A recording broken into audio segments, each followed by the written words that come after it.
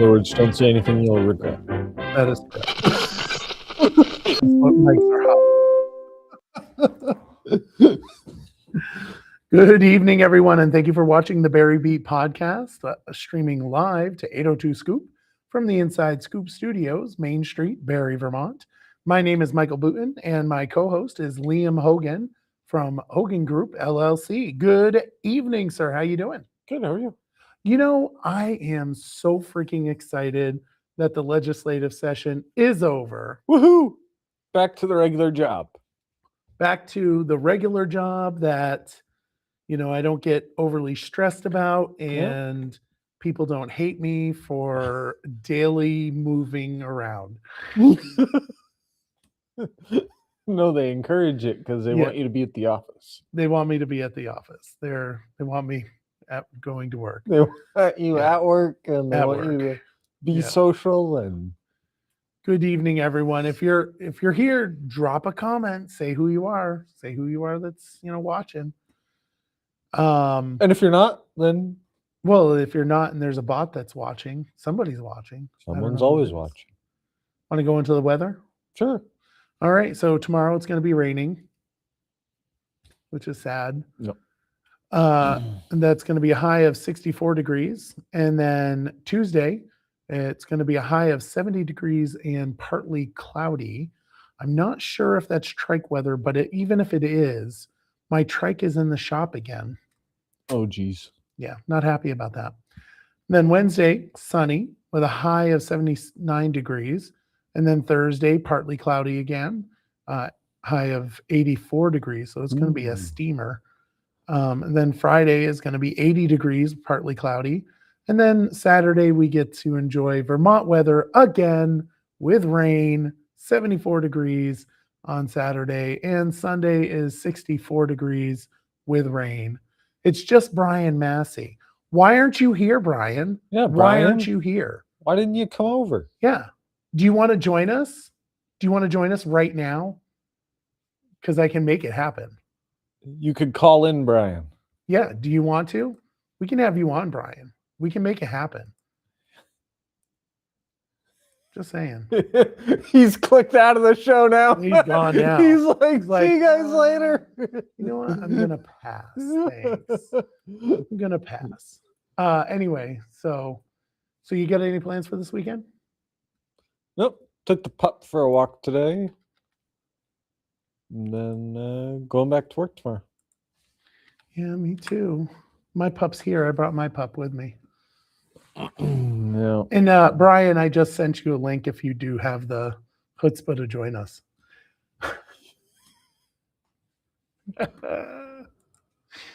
All right. Yeah, so let's talk about what's on the docket for city council and school board. So city manager is not retiring. He's moving up to South Burlington. So we have to do a city manager search. Did you apply for that? No. No? Why? I did. I was denied. It was kind of funny. I applied for it, and apparently Teddy did too. I didn't know that Teddy did.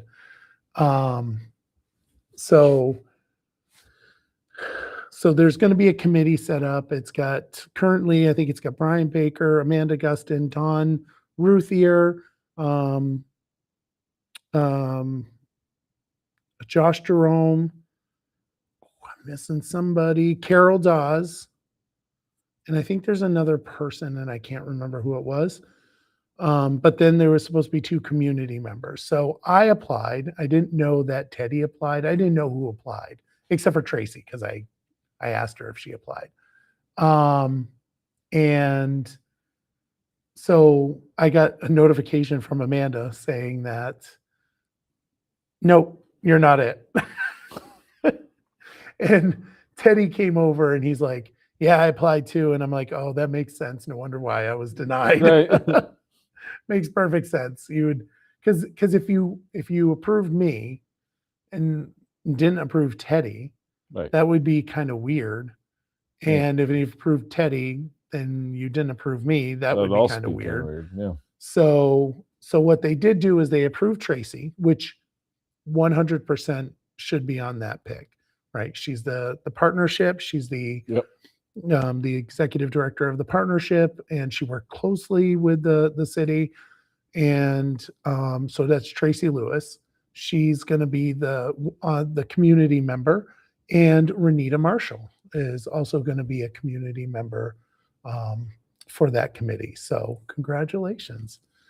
Hopefully we can get a good manager. I know that, when we had it was a tough go at it for the one that we had where we hired Nicholas. So we'll see. Maybe the other guy that applied would apply again.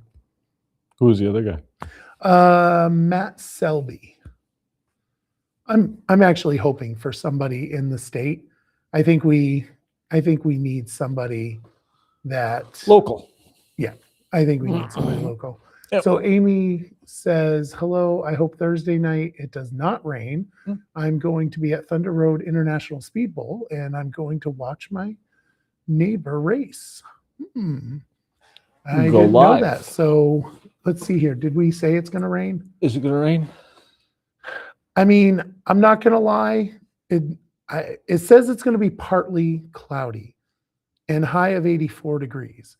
And that's the forecast. So you know how it is with forecasts. I think they just like throw darts at the wall to see whether or not what the weather's going to be. What's it going to be like? Yep. But it looks good, Amy. So you should be good. Hopefully.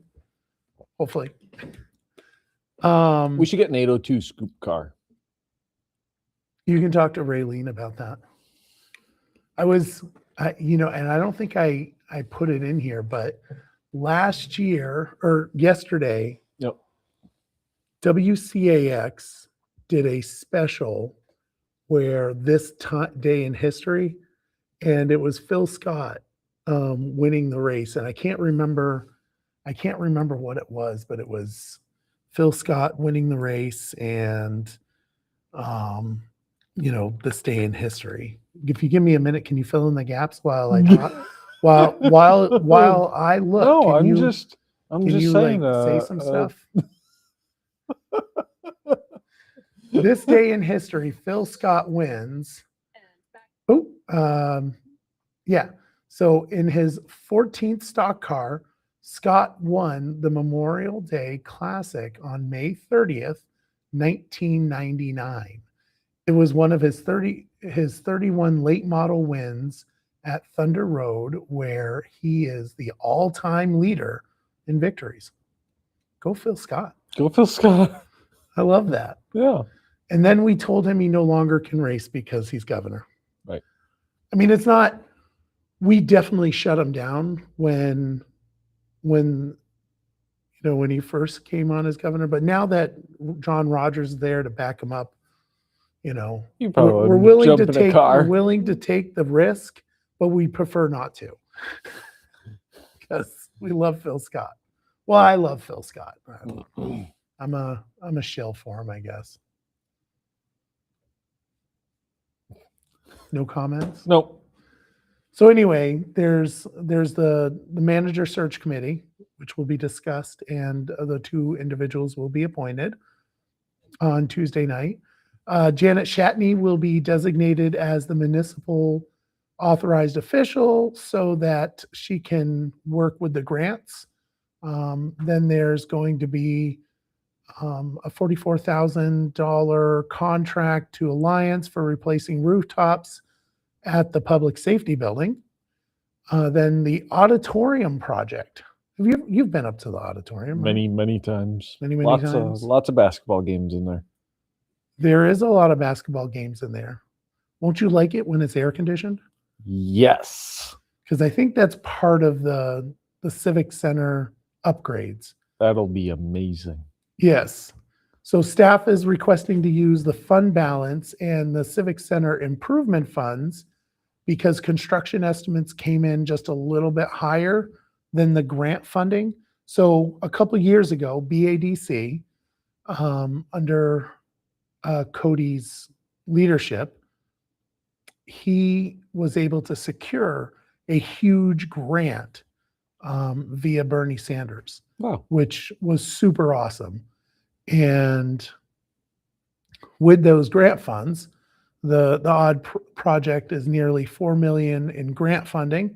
The full renovation estimate came in about $983,000 over budget. To close the gap, the city proposed cutting $767,000 in work by removing locker room and loading dock renovations. And that leaves about $215,000 shortfall. So they're going to take $135,000 from the Civic Center Improvement Fund and $80,000 from the fund balance. So then they'll be able to get that moving, which focuses on lighting, electrical upgrades. I hope that the lights that they change go away from that very scary switch in the back. Have you ever flicked that switch? No. Oh my goodness, it's freaking terrifying. It's like super terrifying. It feels like you're going to get shocked. It's that scary. Wow. Yeah. It's super loud and everything. I feel like there's probably a couple of rooms in that place that are pretty scary. Yeah. Yeah. Yeah. The bathrooms mainly, you don't want to go in there. They're definitely scary. I feel like there's the remaining work focuses on like I said, the lighting, HVAC modernization, and some ADA updates. there you go. So that'll be great. Tess Taylor and Reverend Earl Cooper Camp. Do you know who Cooper Camp is? He's reverend. Well, I know he's a reverend, but what church is he? Let's see. I think that's Northfield. Oh, no, it's the Good Shepherd Episcopal Church in Barre. So they're going to be giving an update on the winter warming shelter and the overnight shelter, which was open more than twice as often as last winter. Wow. It's quite a bit. I bet you, though, the reason why is because of, I mean, maybe not, but I would not be surprised if it was because of the hotel motel program. My guess. But I'm not positive. And then, of course, Amanda Gustin is going to do a flood resiliency update. Fun stuff. Fun. And that's on Tuesday night. On Monday night, tomorrow night, we've got a school board meeting. They got some work to do still.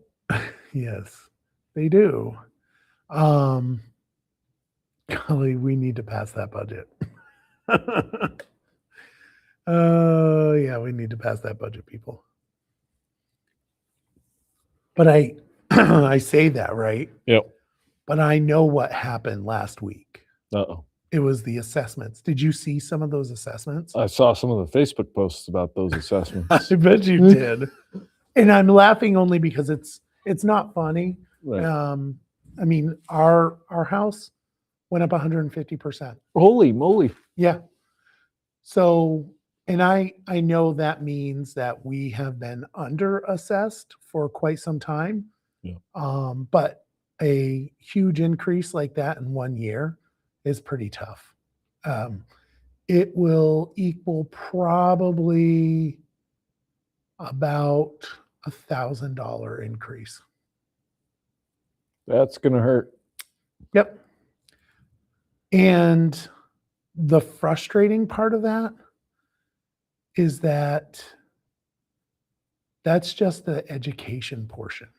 And I don't know what will happen with the municipal, but that's just the education portion.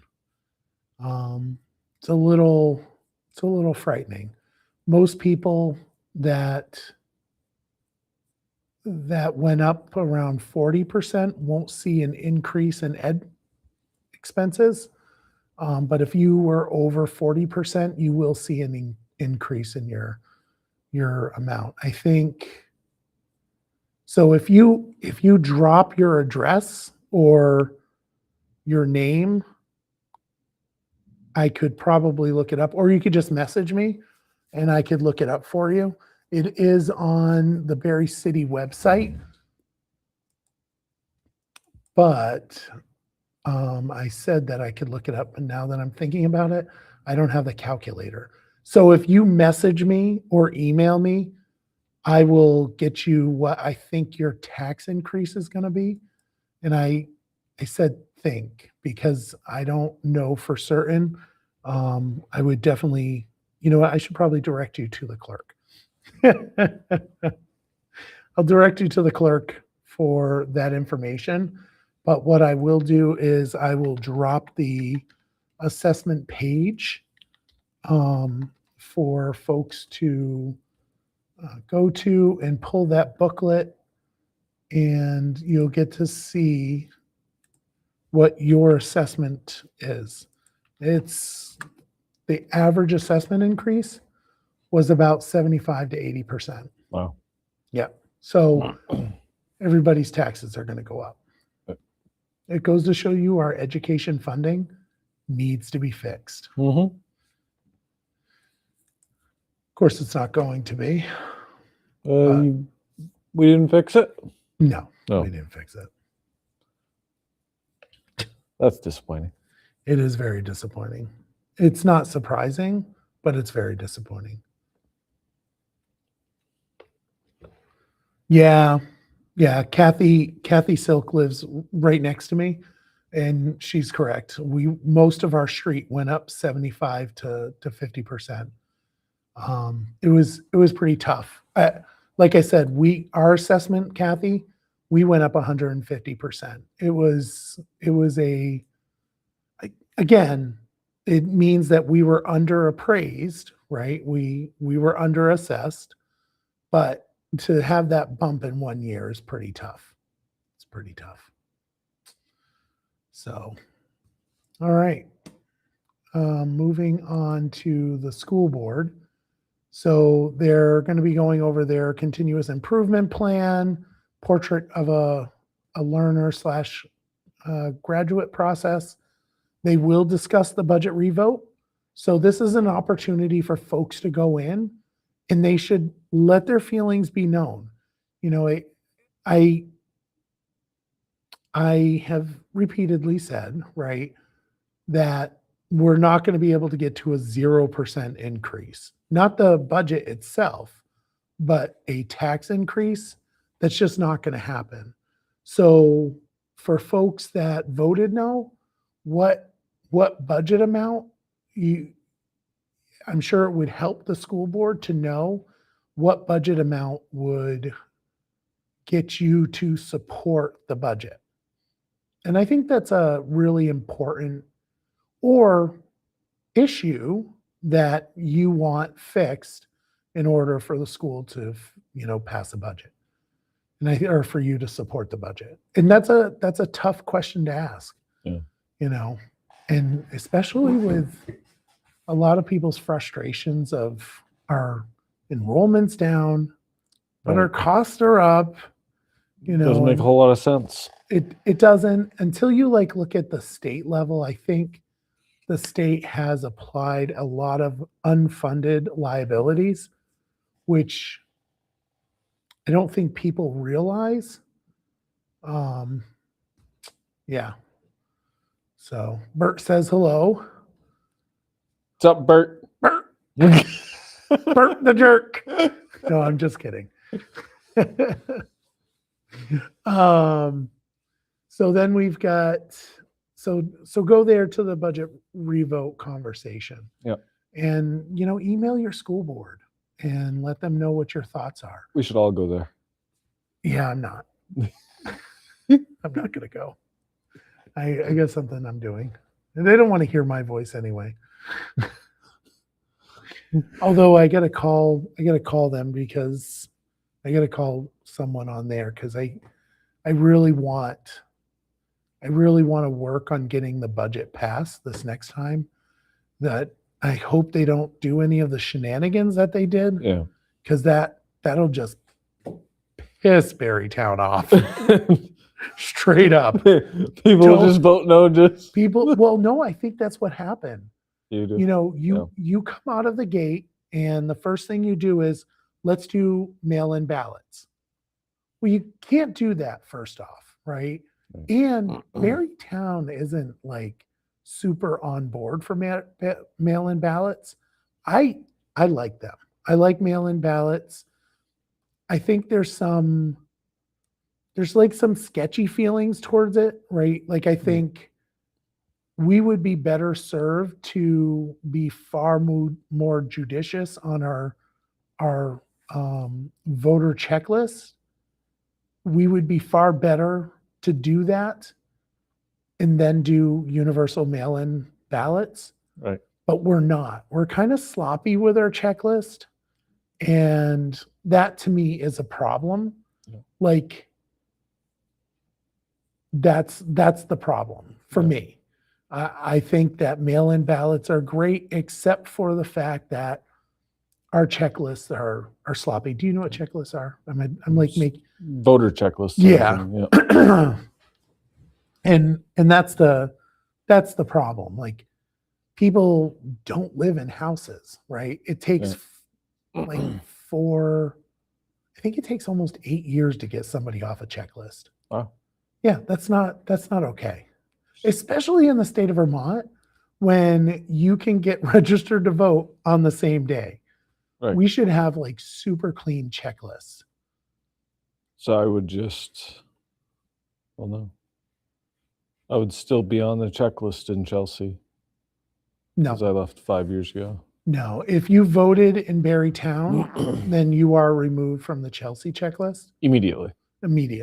But if you, let's say you moved to Barre City, you never voted, you would still be on the Chelsea checklist. Huh. That's dumb. To me, I think that's not okay. And that's where the problem, like people get a little like eek about the mail-in ballots because of things like that. Because 5 ballots will go to a house for like 10 different people. Yeah. Do you like those numbers? No. Yeah. I think that's where people are frustrated with the mail-in ballots, but that might be my opinion. And Tim says it works well with the Dems. It can work for the Republicans if we like tried to capitalize on that, right? Like if we this year for my election, I mean, I should be getting every single one of my supporters to mail in their ballots so that on the very first day of voting, I know that I have 1,000 votes in there just waiting to be counted. There you go. You heard him. Yeah. Mail in your ballots. Booting for Barre. That's what I'm telling everybody. I'm telling all my supporters, mail your ballots in, get them in there, check to make sure that they're there. Yep. You know, because after you mail it, I would give it like a week and a half and then call the clerk's office or check on the website whether or not your ballot's been received.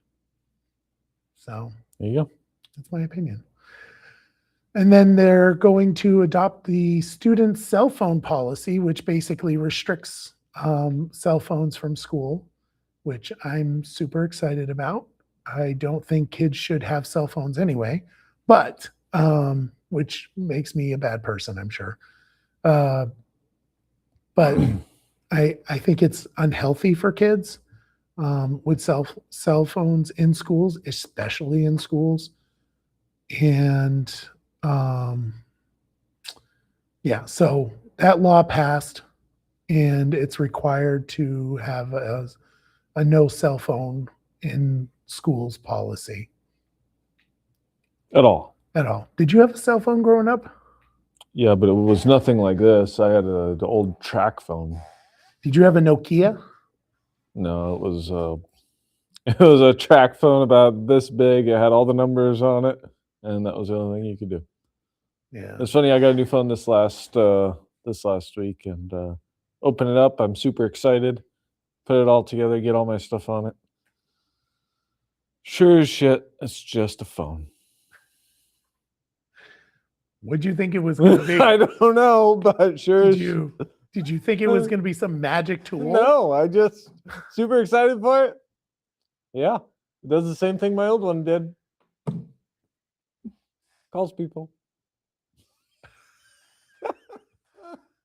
What were you thinking? I don't know. It's new. I like new shit.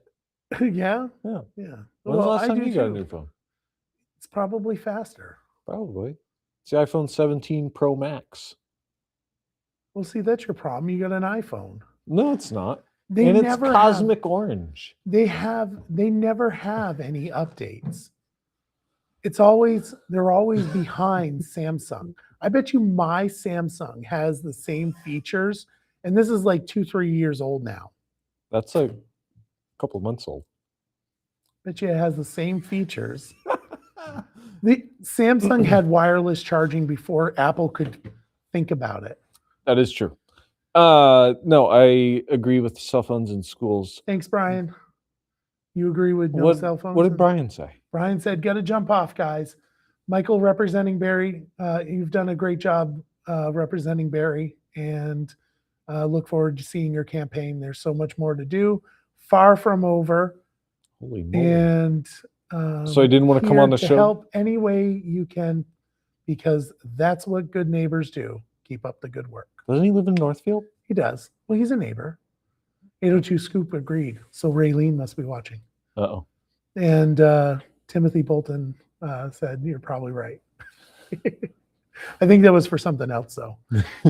No, but I'll take the cell phones in schools. It's good, but I've been in Barrytown for at least 2 lockdowns, and it's been really helpful for my siblings to have a phone. So So that part, I think. Did they call you during the lockdown? No, but I remember my younger sister was at least able to send a text, I'm okay. Something like that. And this most recent one I'm thinking of was where nobody had any idea what was going on. So it was really helpful for her to be able to say, "Hey," and we have a family group chat, just, "Hey, I'm okay." So 3 words. During an actual issue, it actually is a problem, in case you wanted to know. The SRO Association, the School Resource Officers Association, they are very much for no cell phones in schools because it clogs up the lines, right? Right. And it also allows for misinformation to get out. Right. And also on top of that, if somebody's using their cell phone during an event that's not good, it puts them at risk. But I understand what you're saying with, I'm okay. But you could still do that afterwards. You're just not allowed to have them on during the school day. Yeah.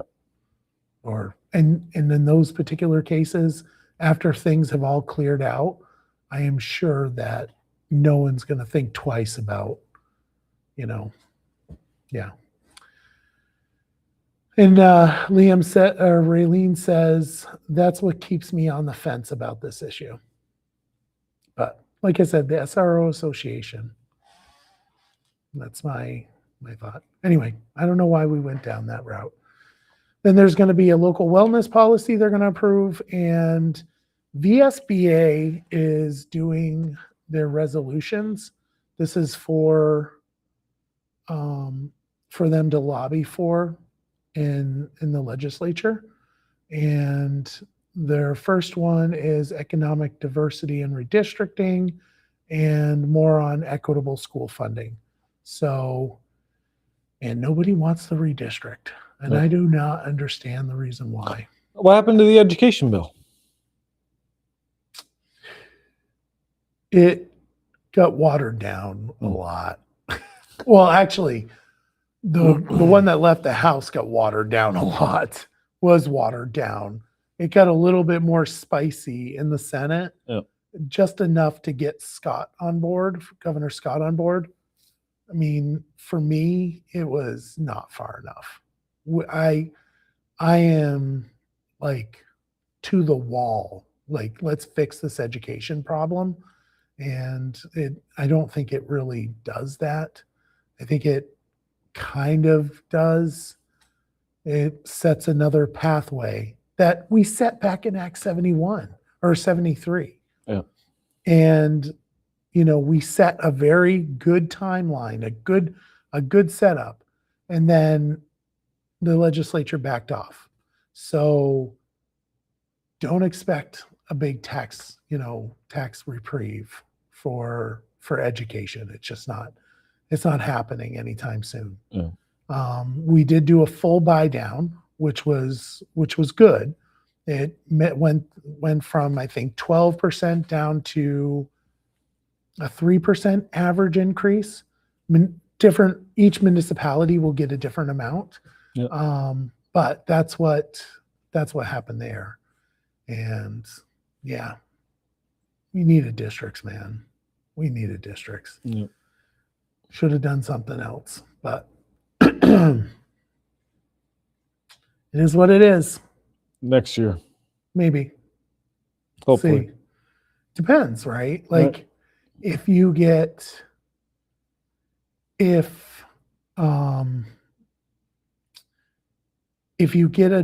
super majority back, nothing will be done because they don't want to touch the education because the Vermont NEA doesn't like us touching education.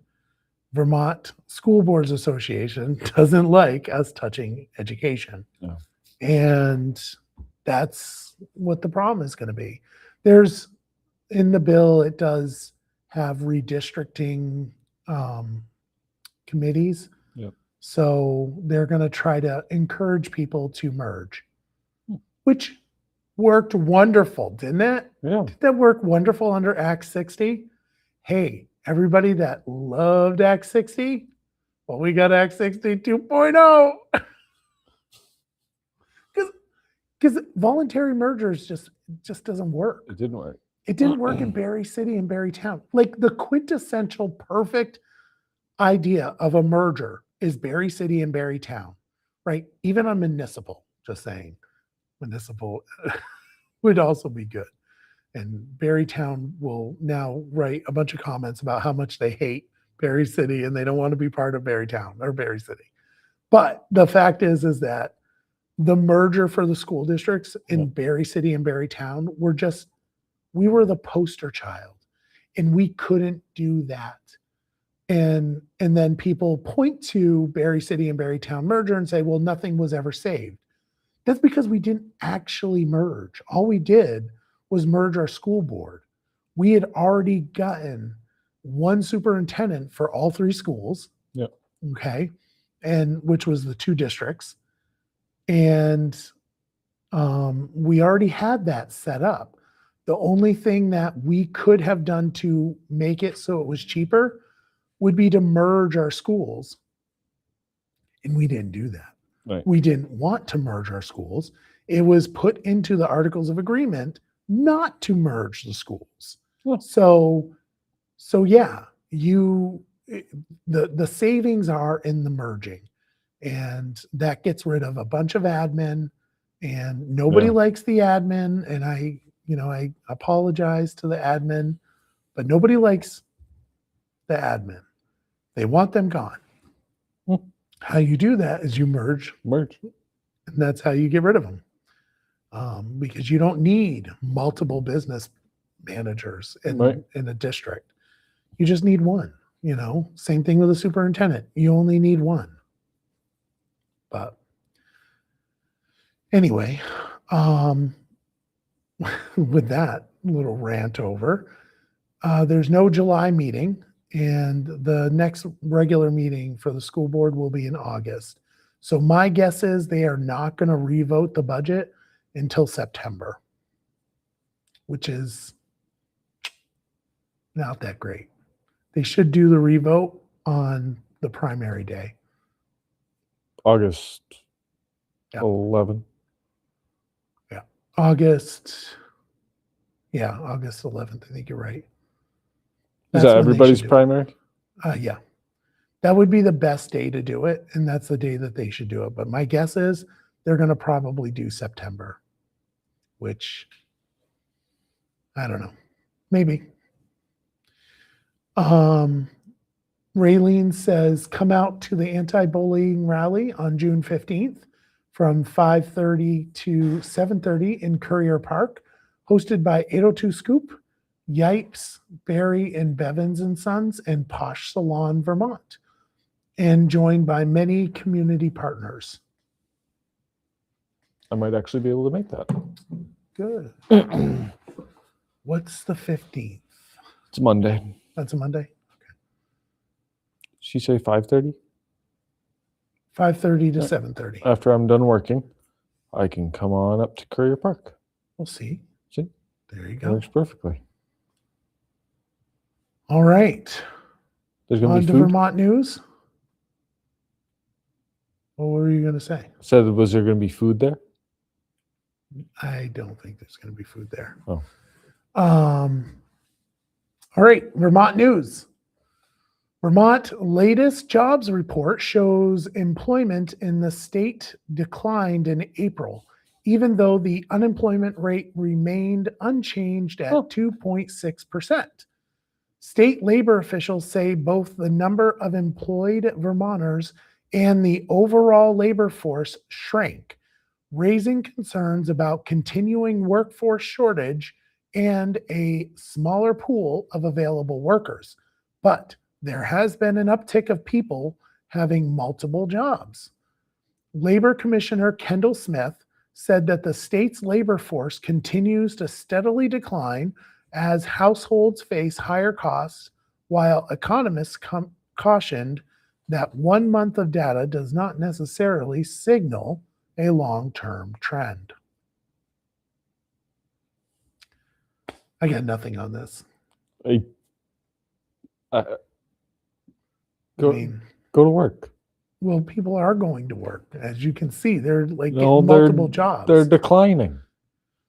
Yeah, but that could be a product of people leaving, retirement, all that stuff.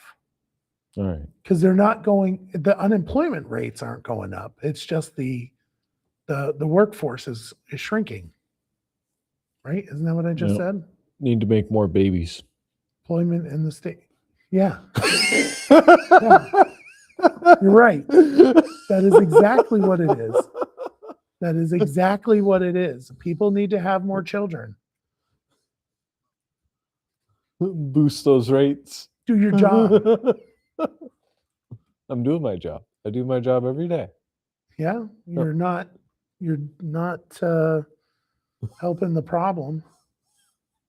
Depleting, or no, I usually quote Scrooge, deplete the surplus population.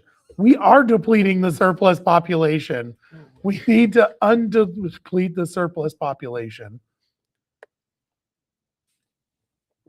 We need to increase the surplus population.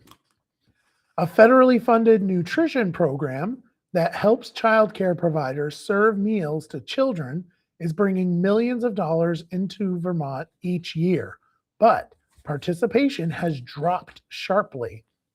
The Child and Adult Care Food Program, CACFP, reimburses providers for meals and snacks served to children. Yet, many home-based childcare operators say the paperwork and administrative requirements make it difficult to stay enrolled. Advocates worry that declining participation means fewer children are receiving nutritious meals through the program designed to support both families and providers. So this is a really interesting thing, right? So we've got a child care crisis in the state of Vermont. Don't have children, but we have a child care crisis. And I think the reason why is because like back in 2013, they passed a law that made it super difficult for your, home care providers. Right. Like because when I was younger, if you wanted somebody to watch your kid, right? There was somebody down the road that had a daycare. Right. They were home-based daycare programs. And, they had like 5, maybe 6 kids, and they were allowed to do that. But the state started regulating that immensely, which Right. caused them to get out of the business. There was a huge write-up over it in 2018 where there was a stark drop in home-based health childcare. Yeah. And then we talk about, it's super expensive for childcare. Well, no, Sherlock. A You lot take of away the competition, them. and then you end up with the bigger ones, right, that are more expensive. Yeah. And how does the legislature deal with that? Pass a tax so that we can subsidize childcare Yeah. instead of like doing what we should do, which is deregulate and allow, the neighborhood home-based childcare facilities. Yeah. So, based on the information I got in 2016, there were 688 home-based childcare facilities, and now there's 171. Wow. Yeah. So In the entire state. that's what I saw. Wow. Yeah, that's a huge problem. Yeah. That's a huge I wonder problem. what it was pre that bill. Well, in 2016, it was 688. Well, that's a pretty big number. That's a much bigger number. I'm sure it was. So if that was 2016 and 2018, they did an article on it saying that people are getting out of the business. So my guess is it was probably higher before that bill. Before that bill in 2013. Yeah. In order to bypass all those regulations, you can only have 2 families. So people that are smaller are not getting a lot of money from, 2 families. Yeah. It's just really unfortunate. We make these decisions that have great impacts. I probably would have voted no on that bill. But anyway, whatever. No one's having kids, so it doesn't matter. This is true, but it's still expensive for childcare. Yeah. And there's not a lot of slots open. Is there any parents online that have struggled to get childcare? Drop it in the comments and let me know if you do have children.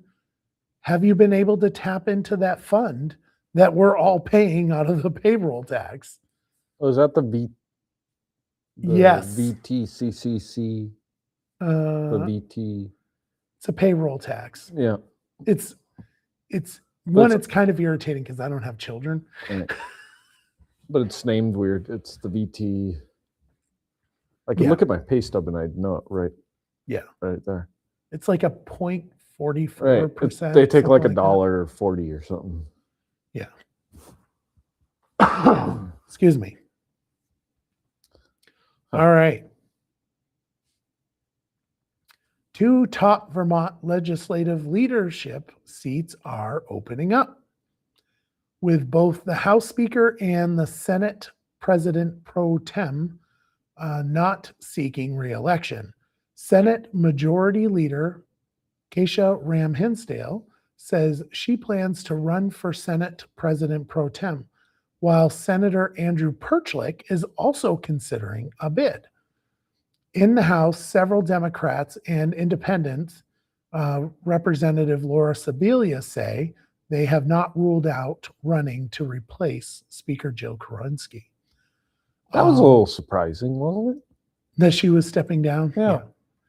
It's actually really sad. So for the last 2 years, obviously she's been the speaker for the last 2 years. Yeah. And I think she's been the speaker for like 4 to 6 years.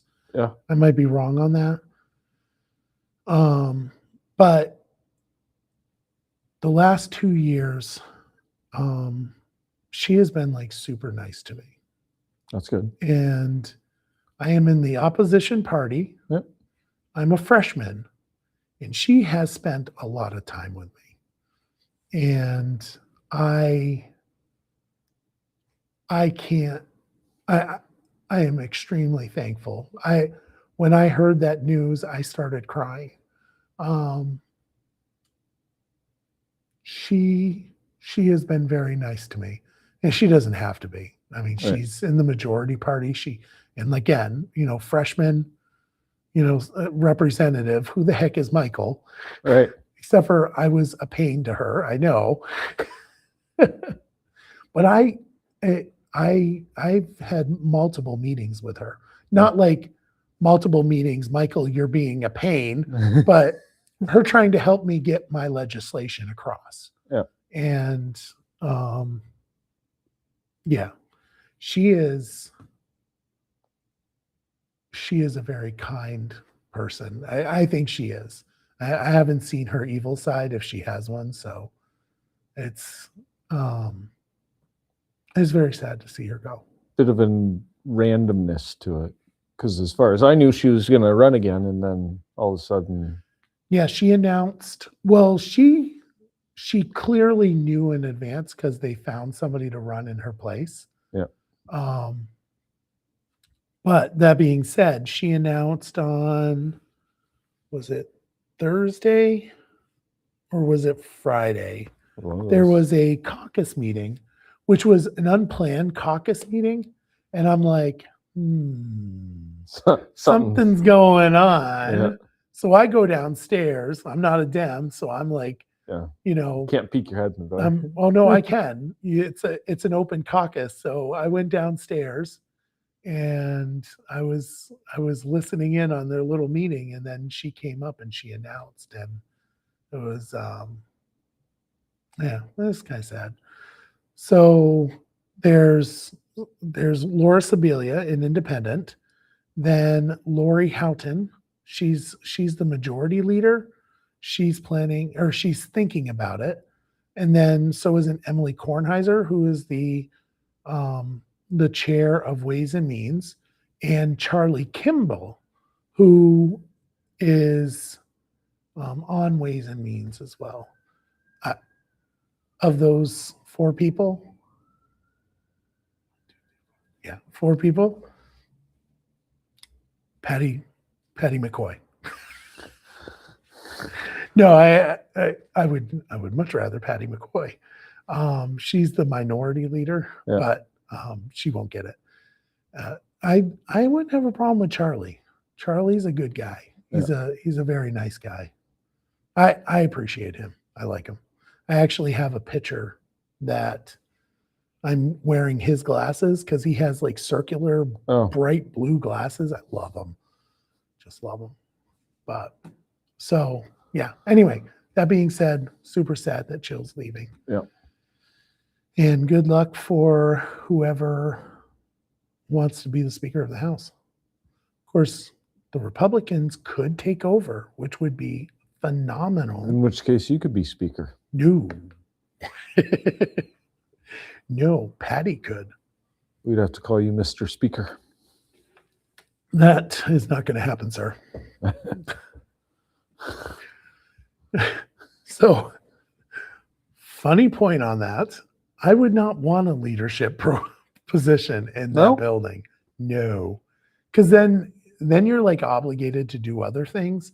I would rather be friends with the people in the leadership. Because then things can get done without you having to, you can go behind the scenes and do a bunch of stuff. Right. And I've had a pretty good time doing that so far. It's unfortunate that it's only a 2-year stint, because I think that next year, so last year was awful. Yeah. Absolutely awful.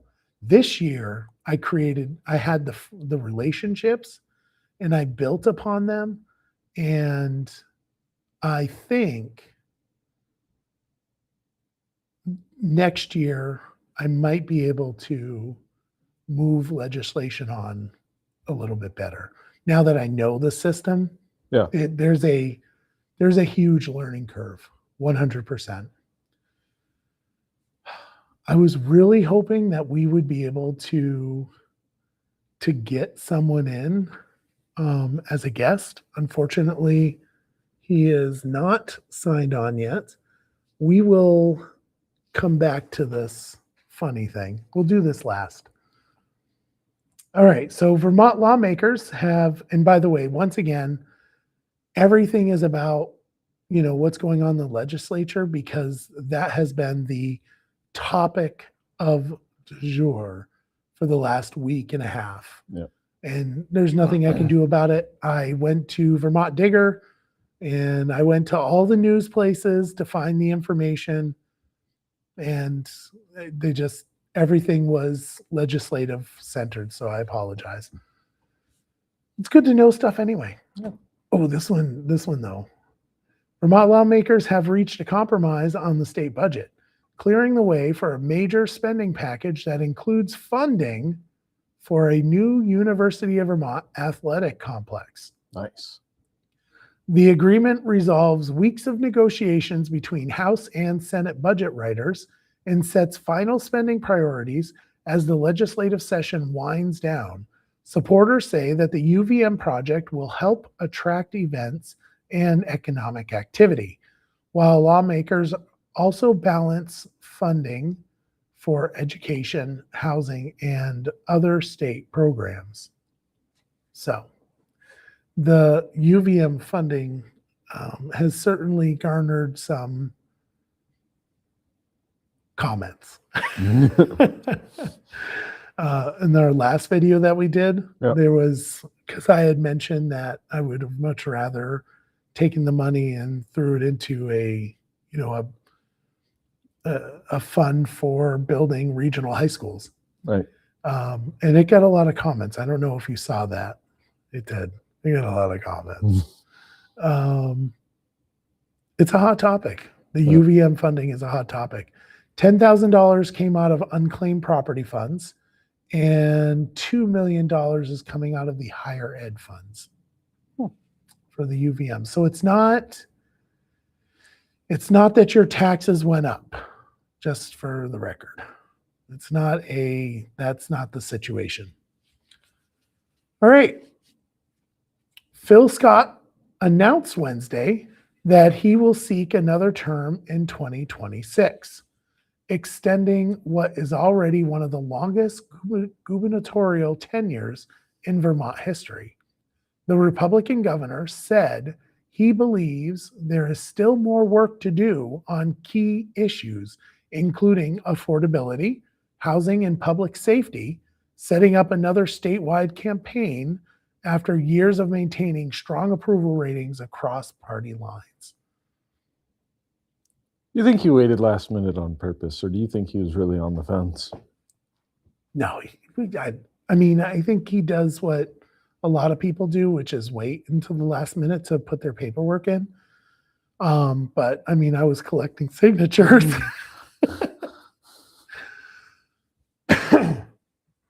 I was collecting signatures, like a month ago. Right. I remember you brought that clipboard in. I Yeah. signed it. So It was funny. I was down at Gusto's, and the Vermont State Employees Association, the union, Yeah. the union, one of the people in the union saw my petition sitting on the table, and did I tell you this? no. Oh, she took out her cell phone and she went like this to take a picture of it, because apparently Steve Howard, who's the union head guy, the executive director, didn't think he was going to run again. And she took the picture, and I'm like looking at her, and I'm like, What's "Do happening? you want a better picture?" Right. I'll hold it up for you. And I said, "Do you want to sign it?" And she's like, "No, I no, I don't want to sign it." And she sent the picture to Steve Howard and let him know that it looks like he's running again. It was kind of funny. Yeah. Kind of funny. I think I got over 150 signatures for him. There you go. Ought to be enough. Well, he needed 500, but I got 150. I got the most. Can't be hard though. To get signatures? Yeah. Well, for him, get 500. I don't know. It was not easy to get 150. I'll say that. I'm very happy that he's running. Phil Scott is a great guy. Yeah. And I think he's a great governor. And he's not a crazy left, not a crazy right. He's right in the middle. Yeah, he holds a And- good middle.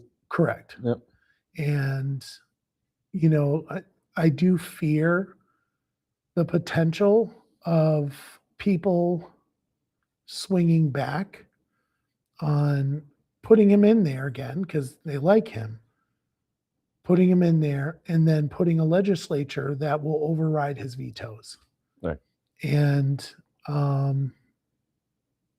yeah, that's not good, because you look at some of the vetoes that they overrid, Act 181, Yeah. Clean Heat Standard, you know, those are things that affect people, and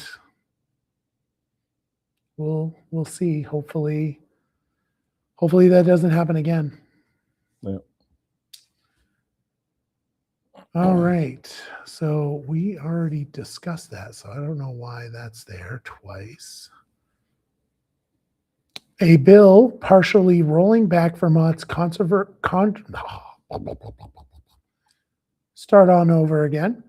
A bill partially rolling back Vermont's controversial land use reform law, Act 181, is headed to Governor Phil Scott's office after passing the Senate 28-2.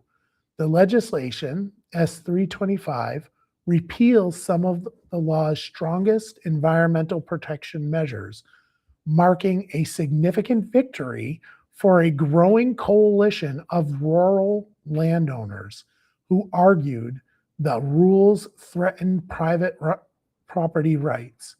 Governor Phil Scott has long criticized those provisions, but he also warned lawmakers that housing reform would remain a top priority. So everyone's aware of Act 181. Specifically the road rule, you know, which was a huge impediment for folks, because when you're out in rural Vermont, 800 feet isn't all that far, Right. you know, and then to be subject to Act 250, yuck. And then of course Tier 3, which, you know, peppered everybody's property, and nobody wanted you to mess with their property. Yeah. Yeah. It's good that those are being repealed. Yep. And I think the Clean Heat Standard was not moved over. I don't believe it was moved over. The two people that voted no were this is in the Senate, Senator Martine LaRoque Galick and Tanya Verkowski. Want to guess where they're from? Chittenden. Ding, ding, ding, ding. Wait, get it. Where's the bell? Where's the bell? Ding, ding. Chittenden. Yep. Not a big surprise there. You want to know who does not experience any of the adverse effects of Act 181? Chittenden. Very good. Do you know who makes up almost a third of the House? Rural Vermonters. No, a third of the House for legislators? Chittenden County. Chittenden.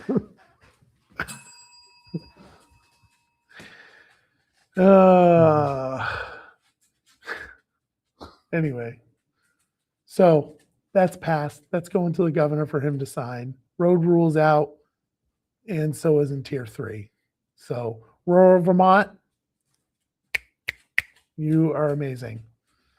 And I snap my finger and my dog comes over. There you go. Lawmakers passed a scaled-down education reform bill Friday as they prepared to adjourn the session.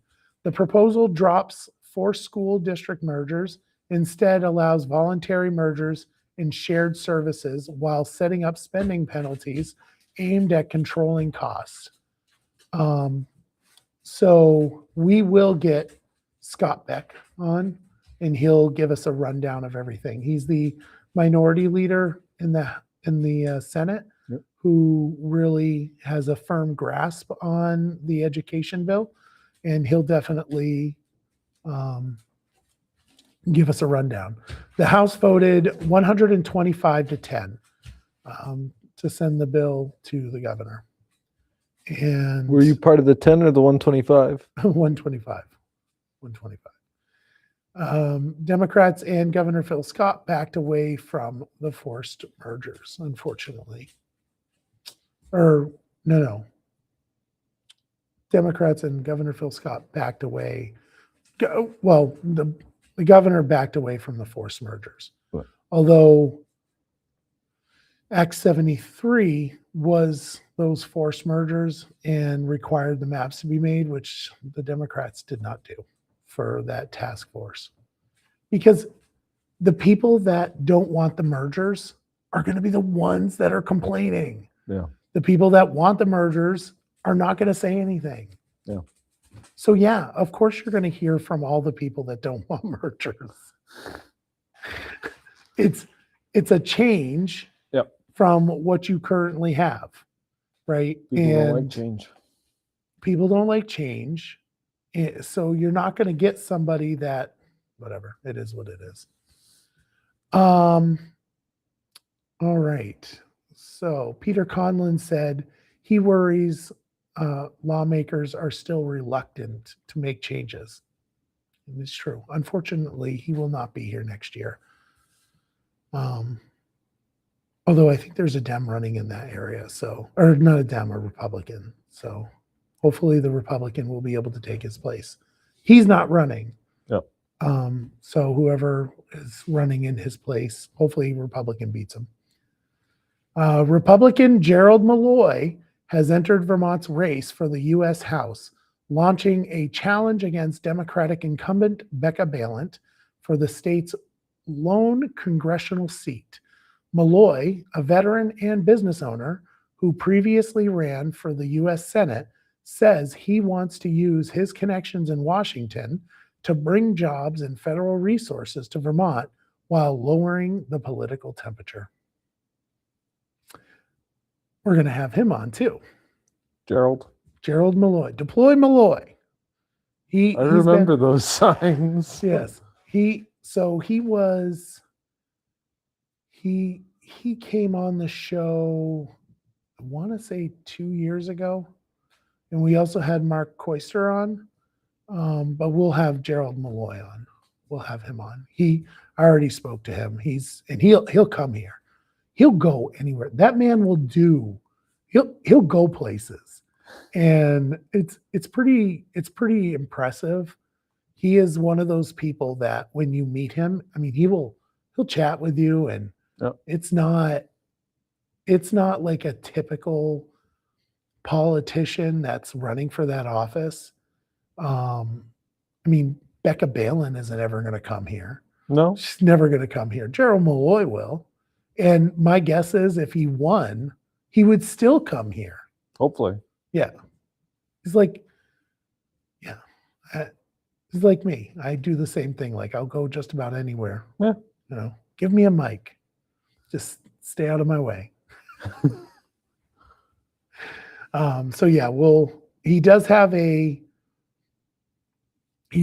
primary, which is Mark Koister. So I'll be suggesting people vote for Malloy. I like him. He's a good guy, and Mark's a nice guy too.